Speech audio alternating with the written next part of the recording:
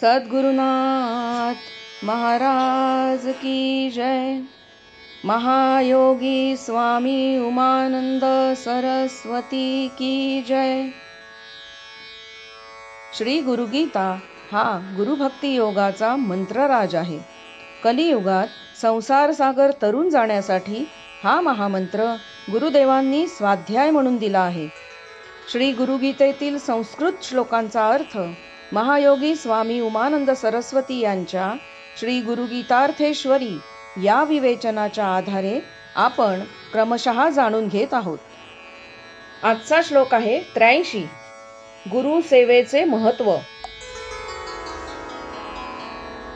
गुरो कृपा प्रसादेन ब्रह्म विष्णु सदाशिवः समर्था प्रभवादौ च कैवल्यं गुरुसेवया. गुरुच्या कृपा प्रसादानेच ब्रह्मा विष्णू महेश या 3 देवता सृष्टीची उत्पत्ती स्थिती व संहाराचे आपापले कार्य करण्यास समर्थ होतात. गुरुसेवा केल्यानेच कोणतेही सामर्थ्य अंगी येते. गुरुसेवा हाच मुक्तीचाही मार्ग ठरतो.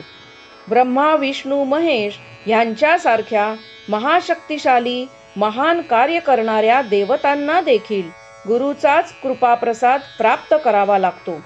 ही एकच गोष्ट गुरुकृपा महती पटविण्यास पुरेशी आहे. गुरुकृपेविना देवाचे कार्य अडते, तर मानवाला गुरुच्या कृपाप्रसादाची प्रत्यही किती गरज असेल त्याची कल्पना येईल. कोणी कितीही विद्या कलायुक्त असला तरी त्याची विद्या वा कला प्रभावित होण्यास गुरुचेच आशीर्वाद व आज्ञा लागतात. ज्ञानशक्ती, इच्छाशक्ती व क्रियाशक्ती प्रत्येकात सुप्तावस्थेत असतात.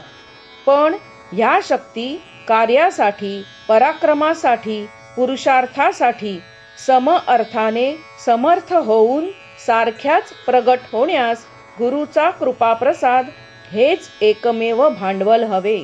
ह्या श्लोकाचे वर्म व मर्म जर ध्यानात आले तर मी करता हा अजाणतेने निर्माण झालेला भाव तत्क्षणी दूर होईल.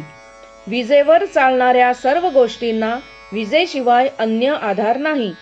त्यांचे सर्व कर्तव्य करामत विद्युत शक्तीवर अवलंबून असते. स्विच लावून विजेचा कृपाप्रसाद मिळवावाच लागतो. तद्वत देह मन बुद्धी आपापली करामत दाखविण्यास गुरुकृपा आत्मकृपा हवी.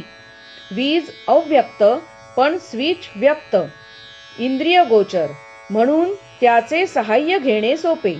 तसे परमेश्वर अव्यक्त पण त्याचे कल्याणकारी व्यक्त रूप गुरु, म्हणून गुरुच्या सेवेने सगुणोपासना सहज सुलभ होते.